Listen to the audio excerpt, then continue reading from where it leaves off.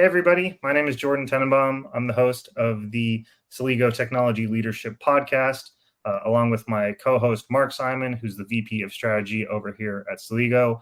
And for the second time, back again, Martin Zerrudo. He is the Director of Enterprise Sales over at Quartile. Martin, great to have you. How you doing? Hey, Jordan. Hey, Mark. Happy to be here a second time. I'm a little jealous. I didn't get invited back sooner, but I'm happy to be here nonetheless. Great to have you, Martin. It's Absolutely. always fun to talk to you. Yes, Always sir. fun to have Martin on the pod. Likewise. Well, apologies it couldn't be sooner, but we might as well jump right into it. Better late than never. Martin, tell us a little bit about Quartile. I know it's a new role and a new position and kind of a new field. Yeah. What does Quartile do? What do you solve for your customers, and what's going on there? Yeah. So, from my previous background surrounding Amazon account management, probably one of the most, if not the most important piece was campaigns, right? Campaign management, ad management, and really being able to reach a wide variety of customers, both off Amazon and on Amazon. And 6 months ago, there was an opportunity for me to join Quartile in the Director of Enterprise Sale role, where really my job is to be able to sell and essentially pitch and see if there's a good fit with brands who are looking to scale not only their sales, but also improve their ad efficiencies. And that's essentially what Quartile does. If you take a high level view, it's a tech plus team approach to ad management, to ad efficiencies, and to brand growth and ad sales. And so Quartile is the world's largest cross-channel e-commerce ad platform. We manage ads on Amazon, on Google, Walmart, Instacart, through the Criteo network. And the way we do that, like I mentioned, is the tech plus team approach. So I'll start with the team first. We have over 350 team members worldwide. I want to say 80% of them are channel strategists, whether that's SEO, Amazon, Google, different marketplaces, product engineers who are developing all the tech in the background. So what's the tech side of our ad piece or ad services? It's proprietary AI technology that allows us to make very specific AI-based bid adjustments to campaigns across the board at scale. So what that means is whether you're selling one product that has 10 campaigns or you have a huge catalog of 1,000 SKUs with 10 campaigns each, our tech is able to, at scale, make those optimized bid adjustments, not based off of any kind of subjective changes or assumptions on what we should make adjustments for based off of the conversion. It's literally hourly bid optimizations based off of what Amazon is feeding to us at that time, as well as historical data, sales trends, seasonal trends. All of that is being factored in our back-end algorithm to make the most efficient bid change for our customers. Wow, that's some pretty high-level stuff. Thank you for clarifying. And I hope that makes sense. No, it does. Even for me, I swear to God, it does. I promise. Okay, cool.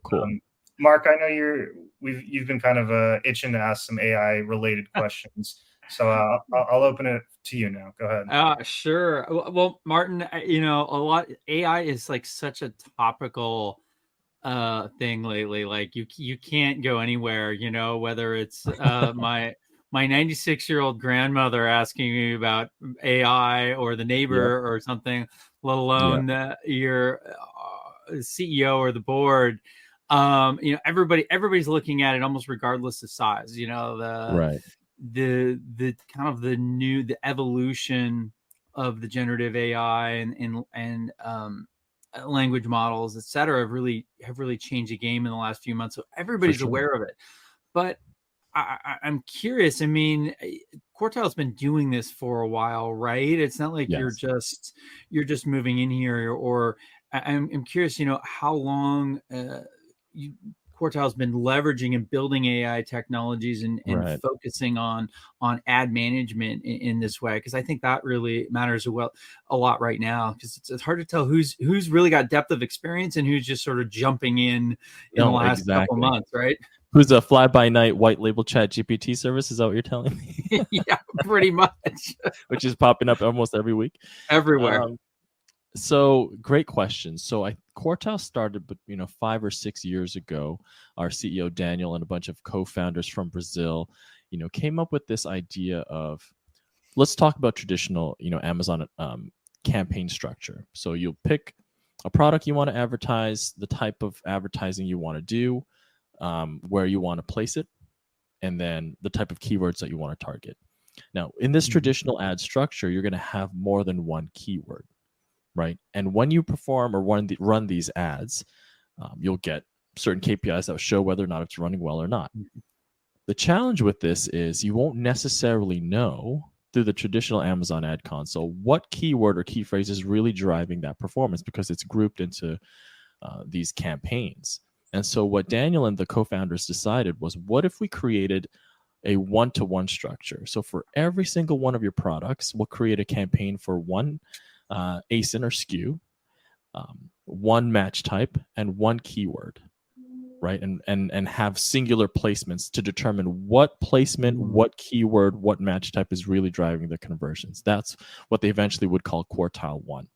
Now, at the beginning of the company, this is what they revolutionized, was this Quartile 1 approach, but the bidding would be done through AI, right? Because traditionally it was very manual, and depending on how great your internal resource was or how great the agency was that you're utilizing, your mileage may vary on how effective their subjective bid changes were. So Quartile 1, sorry, go ahead. Yeah, so with that model then, Martin, with Quartile 1, a typical company might have been grouping things into these campaigns that were sometimes fairly large buckets. And Absolutely. They didn't really have the visibility and the granularity, if I'm following. Correct. And with this model, you said, no, that you don't have the granularity you need. So you create these very fine-grained, precise buckets, but then that creates I would assume, a management problem if you were doing it manually. So you've got way too many to manage. Am I following properly? No, 100%. And that's actually one of the challenges that the company encountered earlier, was like, okay, well, if it's going to make a whole bunch of campaigns for me, how do I manage this? Well, that's where the AI comes in, right? So the scalability of that campaign structure is dependent on the AI being able to make those those automated changes. Because unlike a computer, we have to sleep. And unlike a computer, we have different time zones in terms of when we're awake, when the brand owners are awake, when the customers are awake. And so 24 hours of a day requires a level of granular adjustments, whether you have it bucketed into a whole bunch of keywords or whether you have them all broken up into singular campaigns. There still needs to be, at scale, some sort of automated monitoring to make your bid adjustments are performing really well. How has that changed now that it's 2023, 5 or 6 years later? About 2 years ago, Quartile was part of a closed beta that was helping Amazon develop what is now called the Amazon Marketing Stream. And so Amazon Marketing Stream, or AMS, will provide people who are connected to their API hourly data, conversion rate, cost per click, average order value. So now we're not just dependent on downloading reports and seeing what the results are. We're actually getting that information hourly in real time. I think the refresh window is like every 15 minutes, which is fantastic. The advantage that Quartile has over others who have access to AMS is that because of our relationship with Amazon, we were able to integrate the AI-based bid optimization into AMS. So we remove the need to download the AMS data, plug it into any other either manual or automated process, and then make those changes. It's happening in real time in synergy of one another. As the AMS data comes in, the bid optimization happens through Quartile's platform. And on top of that, so we have a third awesome change, which happened, I think, late last year, is Quartile Versa. Another way where, say, Mark, you came to me and said, I love the Quartile 1 structure, but I'm an amazing PPC ninja. And the campaigns that I created are performing super fantastic. I love the bid optimization side of what Quartile does, but I want to keep the structure. Can you help me? Traditionally, we couldn't. A year and a half ago, we introduced Versa, which allows us to import your campaigns, Mark, and then layer the bid tech on top. So you kind of get the best of both worlds, whether you want to do the Quartile 1 approach, where it's very granular, or you want to import your really high effective campaigns, totally up to you. So you can still bring in, if you've got a strong team, you can still bring in your own special sauce, so to speak. Exactly. And leverage that with the bid optimization tool. Exactly. Because sometimes brands will switch out services and they'll go to us, but agencies who already have great relationships with their brands and have great existing internal PPC teams just need a tool that'll help them scale what they're currently doing. And so we're not about, replacing or change management or anything like that. We're providing that service to these agencies that they can import their already hard, well-tested campaigns and scale from there. That's super cool. So with the platform, you're getting you're getting performance monitoring. So I mean, it's the performance monitoring of the campaigns and the management, and then because it's using the Amazon Marketplace streaming, you're getting that all with really tight frequency. So you're getting you don't have to wait. Yeah, okay, that makes. I mean, I see the value there. I mean, it's been a long time. Kind of going back into my history a little bit, where I actually I was managing ad campaigns or teams doing that, but the principles of that have like always stuck with me, even when I've become more removed. And just the measurability, right? First of all, you have, absolutely. How tight can you get this measurability? And I've seen that working with clients in my consulting past, working with customers at Celigo, and we'll talk to a CMO and they'll tell us, oh, hey, and I don't really have, I don't get my return on investment on a campaign or ad spend for Correct. like a month, 30 days. And that's like, and it's an eternity. And so what I've seen is if it's the longer your window, the more you're either missing out on opportunities where you should be spending 100%. more, or you're overspending when you should be dialing it back. Like you're not getting the return you need. So you're always sort of out of, not quite in alignment. So if you bring that frequency down, right? No, absolutely. It's crazy because if you look at the AMS in our portal, maybe I can share a screenshot, or like you can share, Jordan, as like a promotion post of this, but it will show you at 12 o'clock conversion rate is like 12. At 1 a.m. it's like 11. At 2 a.m. it's like 8%. And then slowly but surely, as we get closer to 6 a.m., 7 a.m., that conversion rate is going up. Now, for regular, Joes like us, what does that really matter? Half a percentage point here, a percentage point there. If you're spending hundreds of thousands of dollars a month on ad spend, and you can throttle or ramp up ad spend based off of these minute changes in conversion rate, that's equating to thousands upon thousands, sometimes tens of thousands of sales within the hour. And if you're not looking at those and making adjustments, whether it's a manual solution, hey, maybe you have a team that has 24-hour coverage, great, or an automated solution, it's still money on the table. And so you're 100% right. If you're not constantly looking back and making these optimization changes, that opportunity window is gone. Right? Every hour during every day is different for every product, for every season, for every trend that's happening currently, right? So while that information is coming, how are you leveraging it, right? What is your solution to leverage that conversion data? I have a quick question, Martin. So when it comes to accounting for seasonal changes or annual changes or things like that, I think it's very clear why or how Quartile does that and why it's helpful. Now, coming from a social media perspective, let's say Walmart is a customer perhaps, and they drop a new ad campaign that starts to go incredibly viral, think Barbie or Oppenheimer viral, where it's all over the place where it doesn't need to be. Does Quartile incorporate any other social listening or online listening or video or radio listening to catch those trends that maybe aren't seasonal or annual and incorporate them into ad spend or bid optimization? So great question. And this is actually kind of my segue to this little experiment I did before the call that I was going to surprise you both with. So as it relates to how does the ads and the functionality of our automated bid service relate to other things that are happening in the business? The primary concern, at least for our services, is inventory, because whether external factors, either social virality or other supply traffic sources, is increasing the amount of conversions and sales for a particular product, we're always looking at inventory, regardless of where that traffic and attention is coming from. So if inventory starts to get really, really low and the sales velocity is like skyrocketing for some reason, the platform will be able to notify us as well as a brand that, hey, this thing is skyrocketing. Either we don't want to stock out, so do we throttle back? So that gives you a little bit more time. Or, hey, you're like, I'm fine. A shipment's going to be here in the next couple of days. If we stock out, great. Just ramp it up and let's take advantage of the virality. So it's very much focused on inventory, which allows you to have a level playing field, whether it's coming from Meta or TikTok or Google. So long as you have the inventory and there's a strategy in place to either ramp up or throttle down your ad spend, then you're pretty much covered as it relates to Quartile. Having said that, I know that I'm here to talk about Quartile. I don't want to just keep plugging Quartile. I do want to talk about the awesomeness about Celigo.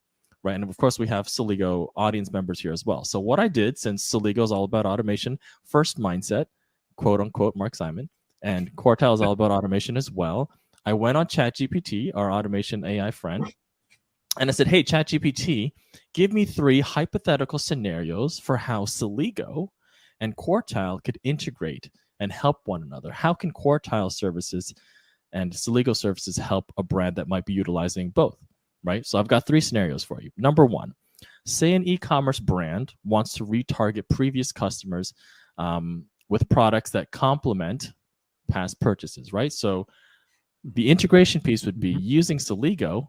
If a business has a really extensive CRM or customer database, that's a really significant source of first-party data.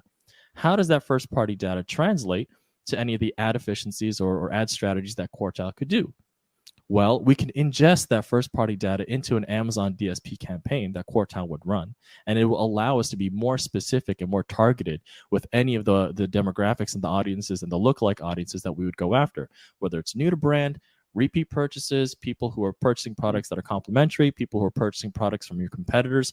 All of that first-party data that is already flowing through the automations of Celigo can also be integrated to a Quartile DSP platform campaign, and they work hand in hand, right? That information is already there. The wealth of that information is in Celigo.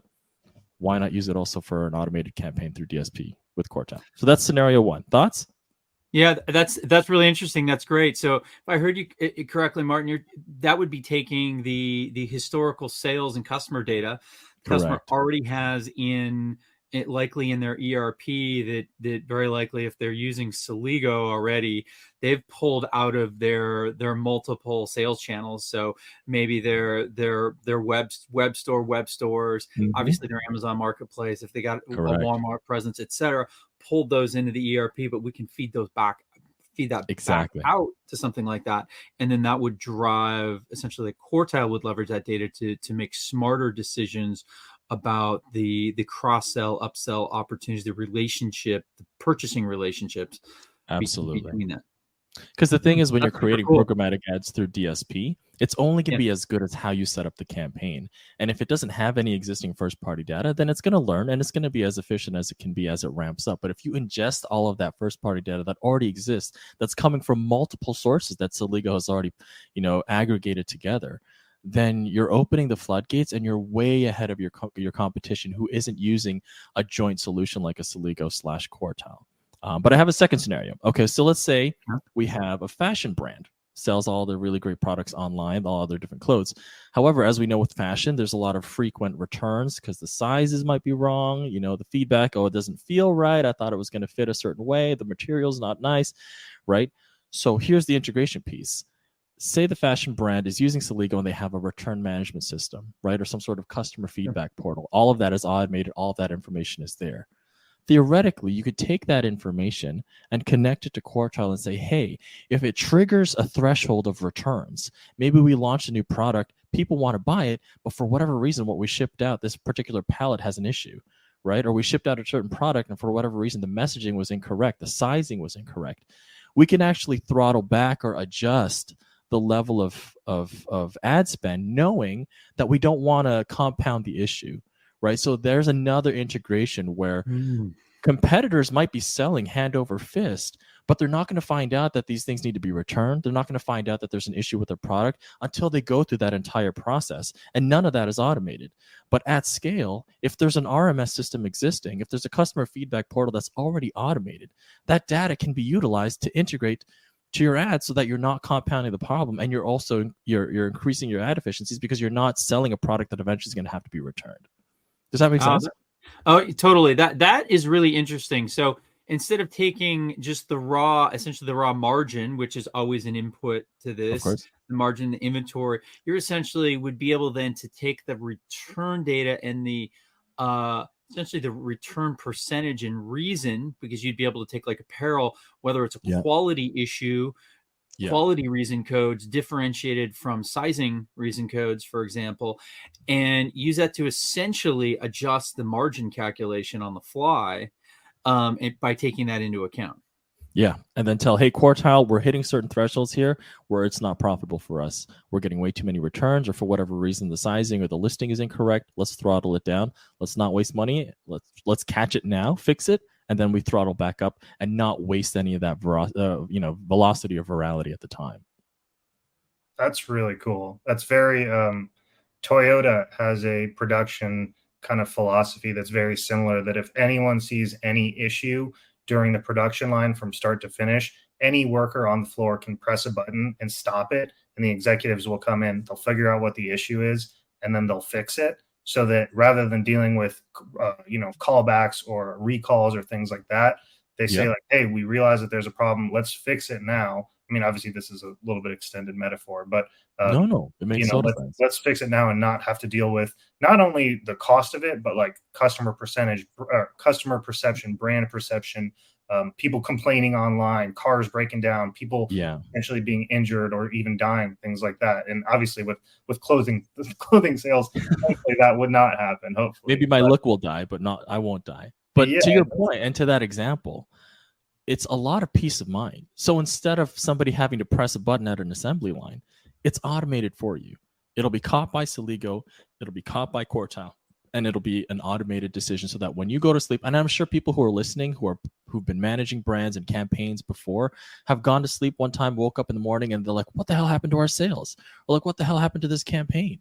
Right? And that happens when nobody, you're quote unquote asleep at the wheel or nobody's watching. But in a world of e-commerce where it's a 24-hour sales cycle across every time zone, there needs to be a solution for the information that's coming through and the actionable things that we can do with that information. That all has to have some sort of automated solution because your competitors will, right?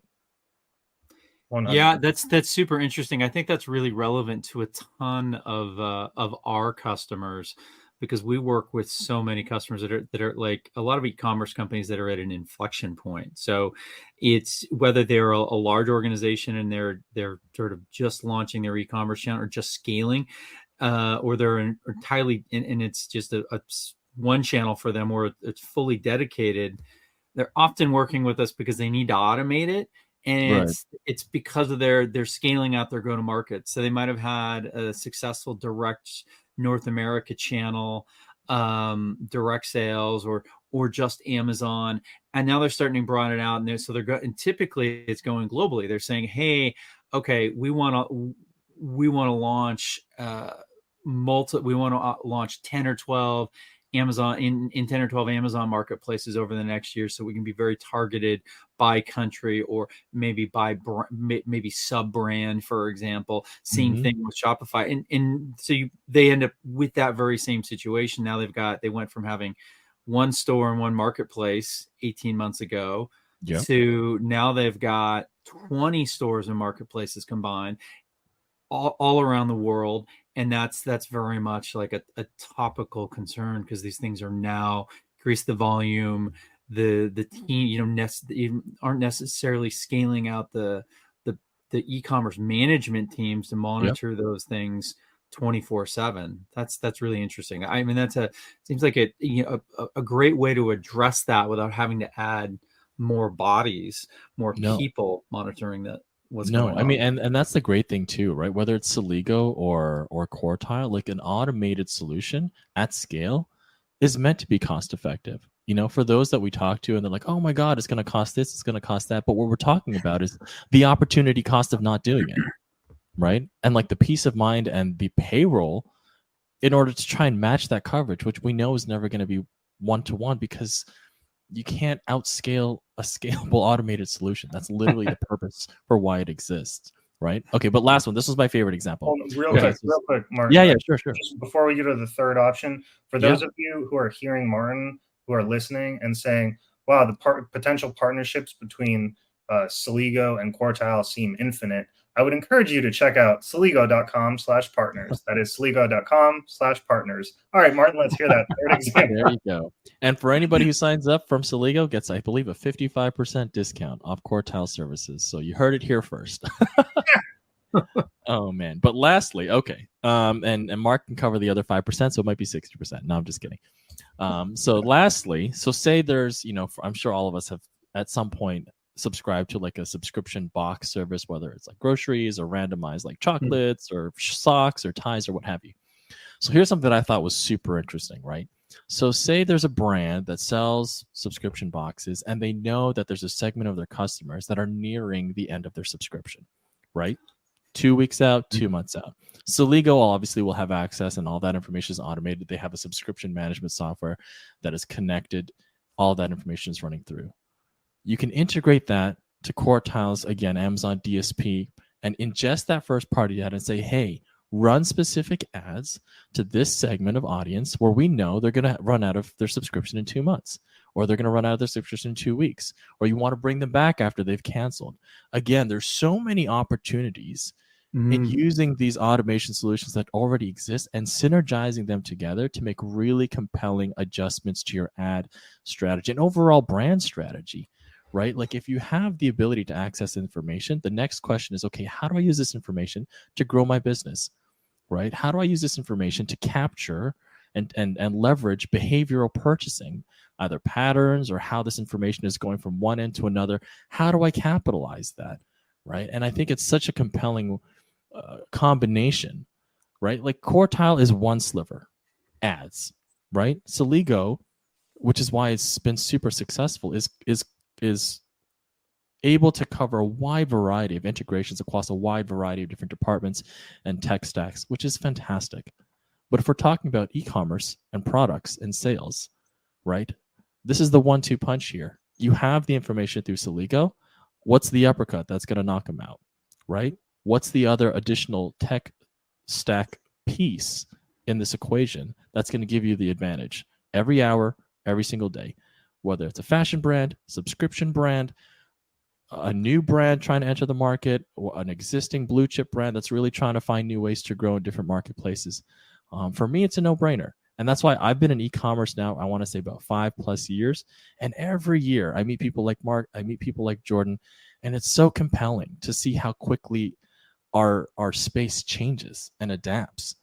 And what I love is having conversations about how we can continue to move forward and not stagnation. Because if you think everything is going to stay the same, tell me that in 2019.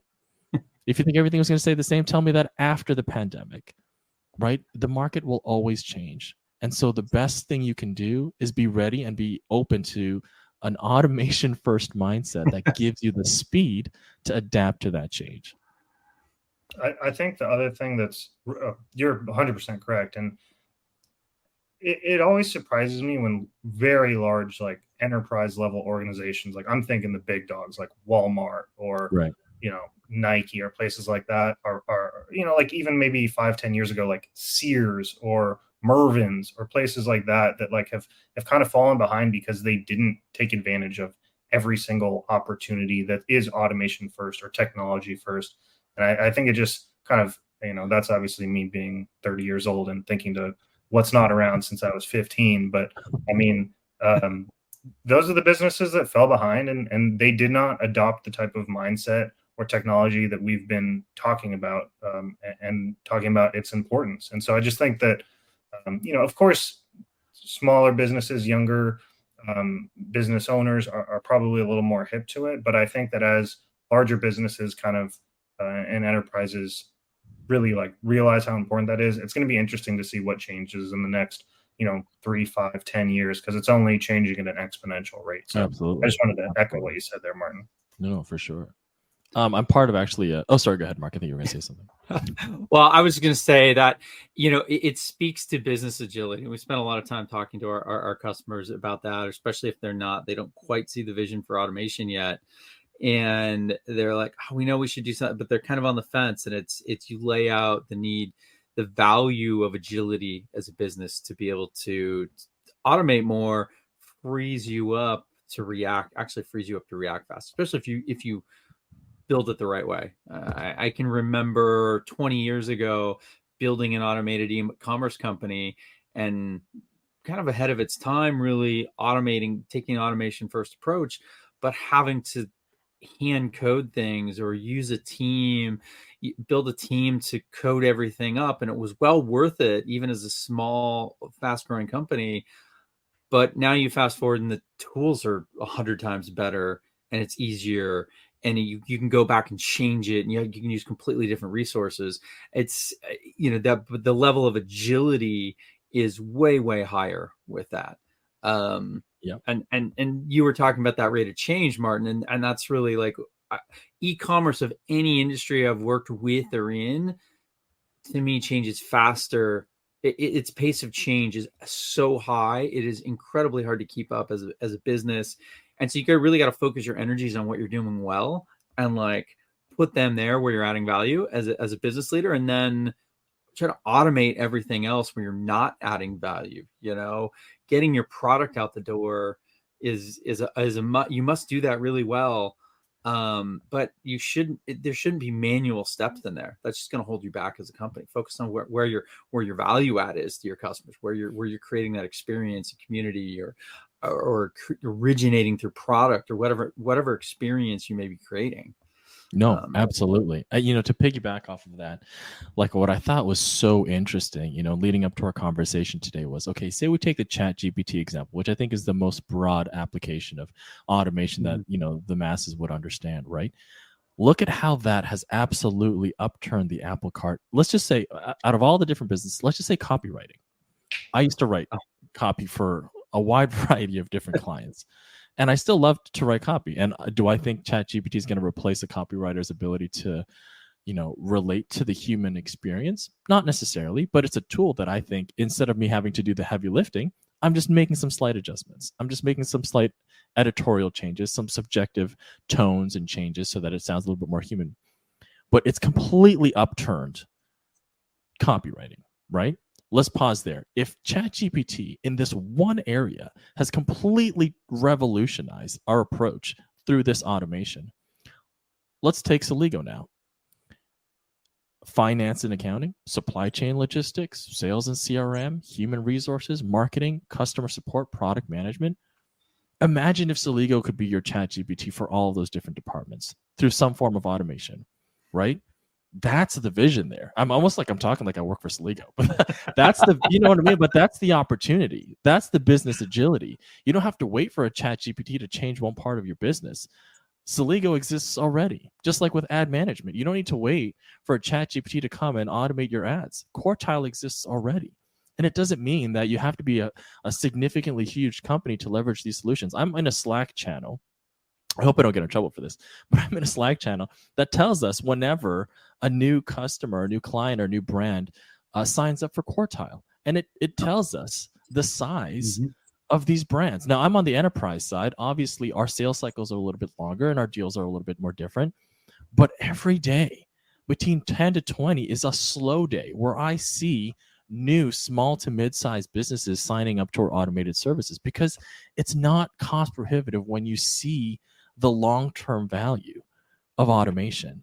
And that's just in ad sales. And when I listed all those different functions that a business needs to scale, that's what Celigo can do for you. And it doesn't have to be $1 million. I'm sure Mark can give a really great discount. But the point is, the opportunity is there if you see what the tool can do. And for me, that's what I find super exciting about my job. I work from home.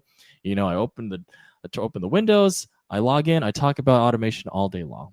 Right. And for me, I find it super exciting because it's not like a fly by night solution. It's not like, oh, we're going to be here and then gone tomorrow. It's not some like NFT promise that it's going to, change your life overnight.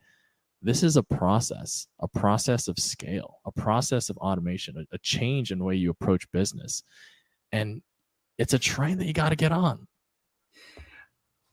Yeah, you hit on that really well, Martin. And one of the things that you mentioned there, it's kind of in passing, the integration to Slack, right? You're getting sales data that's pushed into the Slack channel. When we think of the integration that we do at Celigo, we pride ourselves that we're doing tons of back office integration. We're doing typically almost all of our customers, 95% of them, we're bringing their transactional data. But what's really interesting is and something that's simple, that's way easier than that, because you have to, we're dealing with financial data, you have to get it right and nail it. But one thing that's like really easy, incredibly high value, is integrations like that, like collaboration integrations, where you take data that's happening, that's in one system, and then you share it across the company through Slack or Microsoft Teams or through another mechanism. And whether it's your top deals that have come through today, you can use it for the, essentially a win wire like that, which is great. We can also use it in many other ways. Okay, what sending out to a team in the warehouse or the team managing your 3PLs when you've got orders for MVP customers that have exceeded their ship time thresholds, and now it pops up and it's right in front of them. Hey, we've got 10 orders that exceeded the threshold all of a sudden, and it's right there in front of them. And these things are those are actually really they're super easy to build integrations if you have the right tools, but they provide a lot of value because they start connecting your applications together. Like it starts bringing information, instead of being locked in a system somewhere, out hands to the team that can take action, have visibility, and move forward to usually improve a customer experience. I mean, ultimately. No, and that's the thing, right? It's like you're not, nothing against brick and mortar. It's not a mom and pop store in the corner, right? It's a global marketplace, and we have to start thinking about all the different ways in which information can be passed from one section of your business to another at the speed and agility that you're able to capture the global customer, right? And it's not difficult. It's not. Have a pitch with Mark. It'll probably take about 45 minutes. Mine will probably take 45 minutes. And in 2 hours, your business has changed, 100%. We've been going for almost 45 minutes, and so I just want to apologize. No, you're good. I want to make sure that we don't take up too much of your time, Martin. I have a question, and again, I'm clearly not as deep in bid optimization or integration and automation as both you and Mark are. But I'm kind of curious, it seems like right now AI is obviously the hot topic that we've been discussing, in automation and integration. In terms of, it could be automation, it could be integration, it even could be bid optimization, but what's next maybe on your radar, and what's next on Quartile's radar, and where do you see that growing? Is that adopting, languages of the world in order to have e-commerce businesses reach every single country and city? Is that some different type of machine learning that's incorporated into the AI base layer that Quartile is doing? What's next for kind of on your plate, and what's next for Quartile?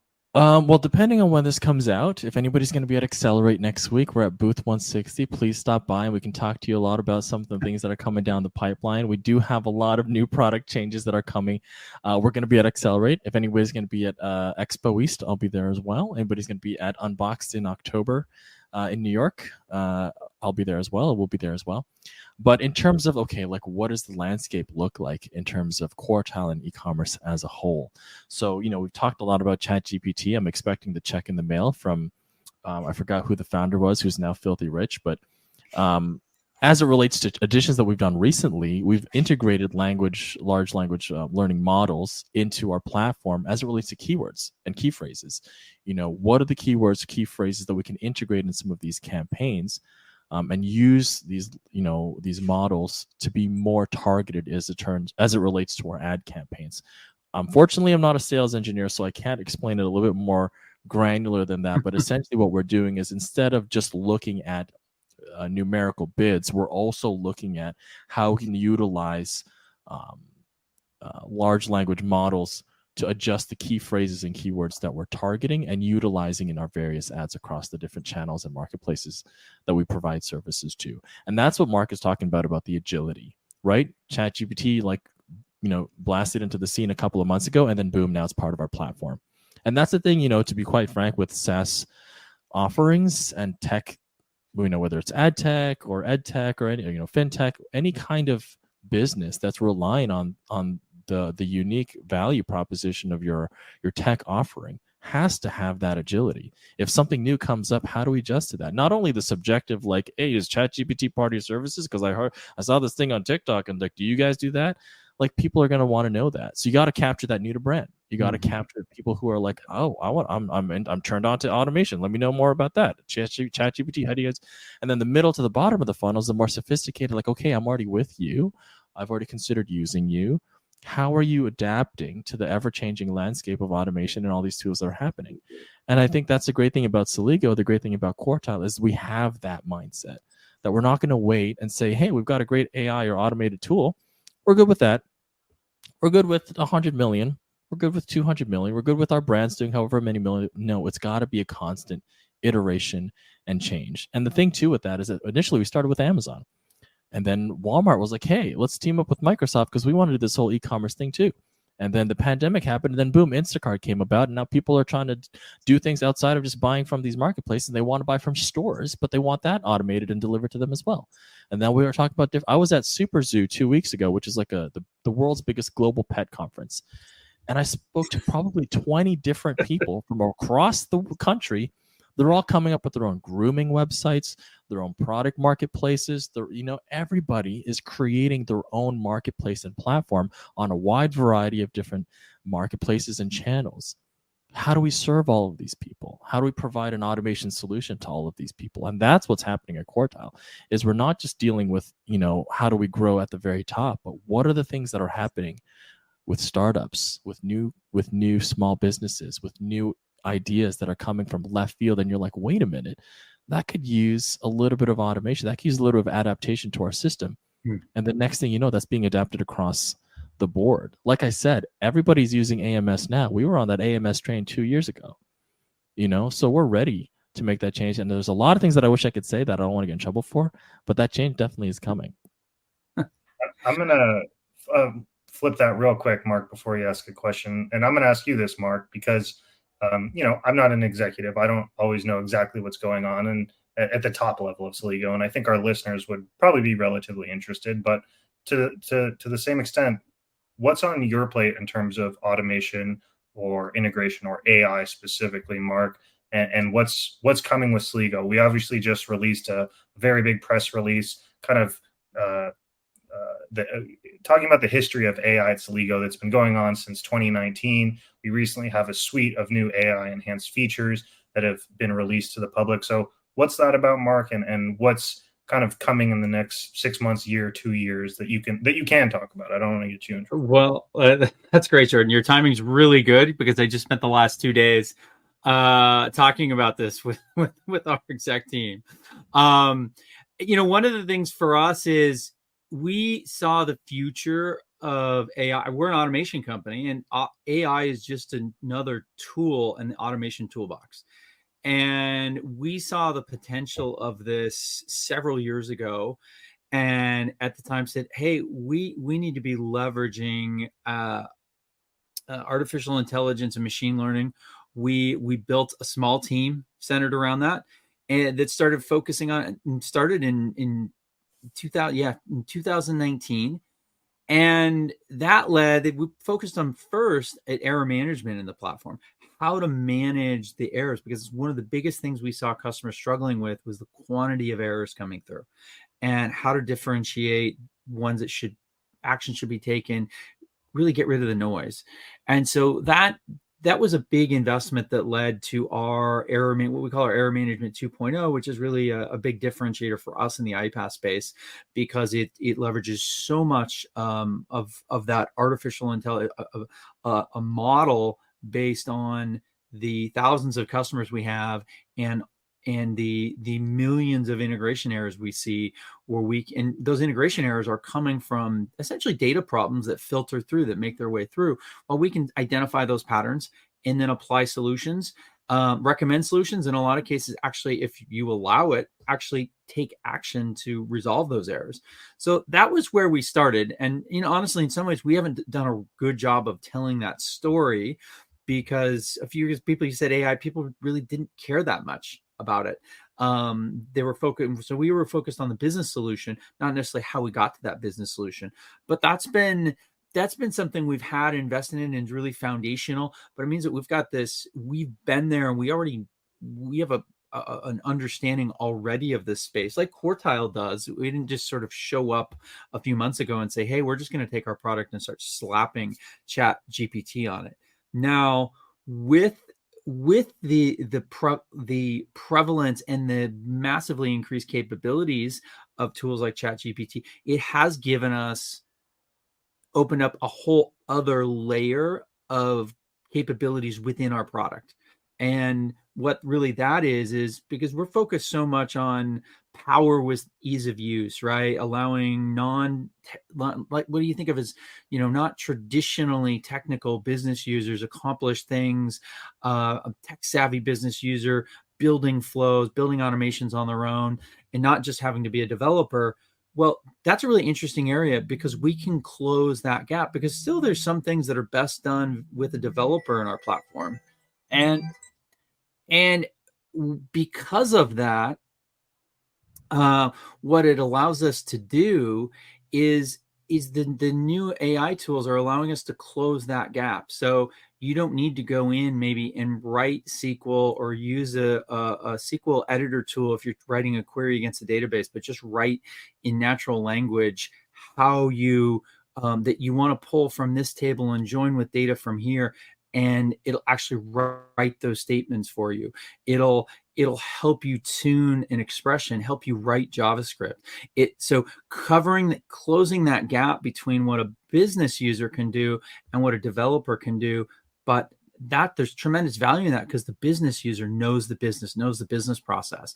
And so that's really just like accelerating what someone could already do. And then in the third area that we see, which is really big for us, is basically using our tool to help customers create AI solutions. Meaning, what you've heard us Martin talking about through this whole podcast is about data here, feeding data into their AI engine. So all AI models rely on data and quality data to be successful. And so what we're doing is we're allowing customers to move that data, create higher quality data within their organization, and then also create some really cool solutions with tools that are readily available, like OpenAI, ChatGPT. Consume, say, data from your knowledge base, your support platform, your maybe an online community portal, bring all of these together in one spot, and then allow customers or your internal team to ask natural language questions and get results back. I mean, that's an example of something we did already just with our platform, wiring these different sources of data and then plugging into putting the data into ChatGPT and then integrating with Slack, basically integrating Slack to ChatGPT, so you can use an interface that's right there and ask questions, just natural language, and it comes back and gives you the answer, and also where it found the answer, how accurate it thinks the answer is, and maybe some alternate ones. So you can be like, oh, you know what, this is it didn't do so well, this is a flyer, but you can identify it and move on.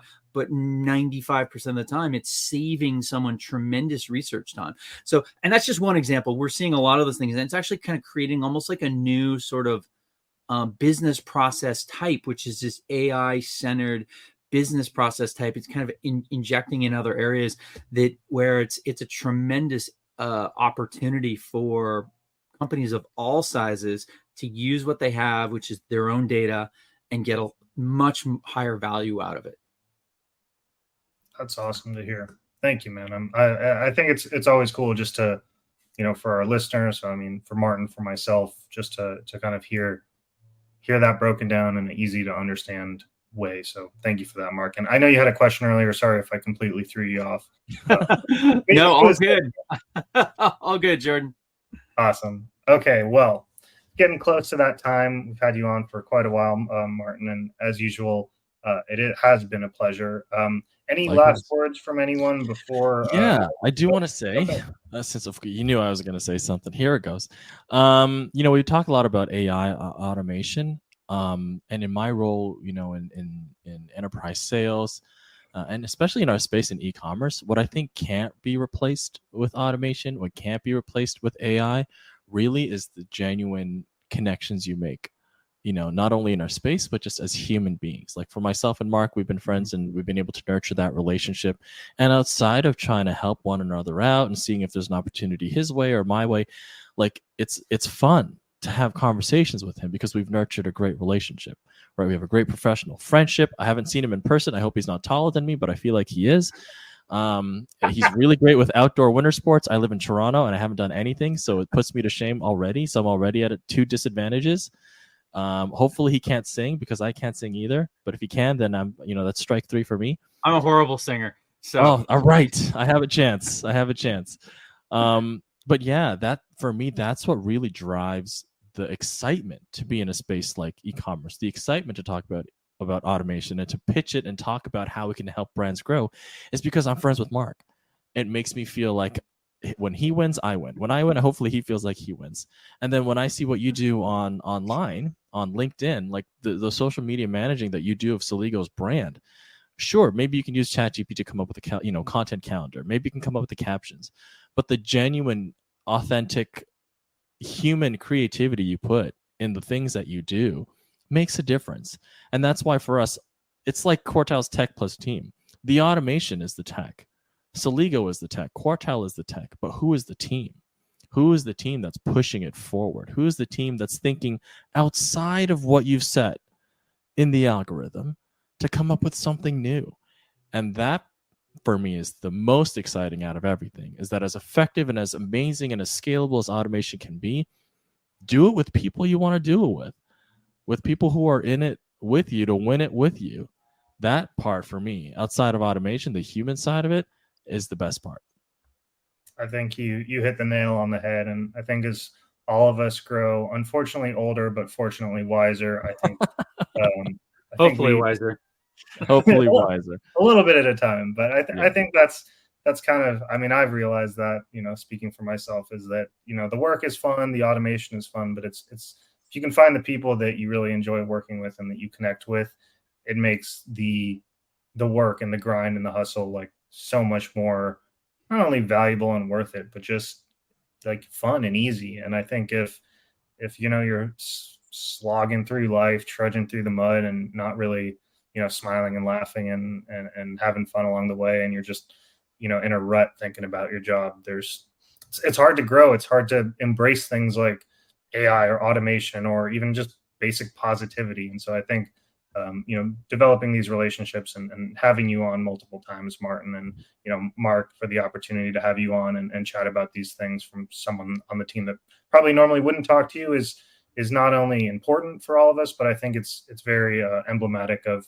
Quartile. It's emblematic of Celigo. It's emblematic of Martin. It's emblematic of you, Mark, just because those are good things to strive to do in life. And I'm very thankful to have you both on the podcast. And now I feel like we're in like a campfire to Kumbaya session. It's a TED Talk. It's turned into a TED Talk, and I like it. Well, awesome. I will stop talking now. Anything else from your end, Martin, before we no, Mark, anything else? You and I both got a chance. I don't know if Mark had some. No, it's good. I will not talk about my feelings here, so we're all right. All right. Well, I will say next time there will be a singing competition for those of you who are still listening. Total Eclipse of the Heart. It's coming. Here we go. I'll do Tomorrow from Annie the musical. That's the only song I can memorize. Mark's coming with some 90s hardcore rap. I can't wait. I'm Jordan. I'm the social media manager over here at Celigo. Martin Zerrudo, the director of enterprise sales at Quartile. Thank you so much for having us. And Mark, as always, my wonderful co-host, the VP of strategy at Celigo. Thank you, everyone, for listening. If you made it this far, we have a whole bunch of fantastic new episodes with really cool guests from some very interesting and very large companies coming up. We can't wait to see you guys at the next episode. See you guys next time. Thank you. Everyone. Thank you so much. Bye, guys. Bye.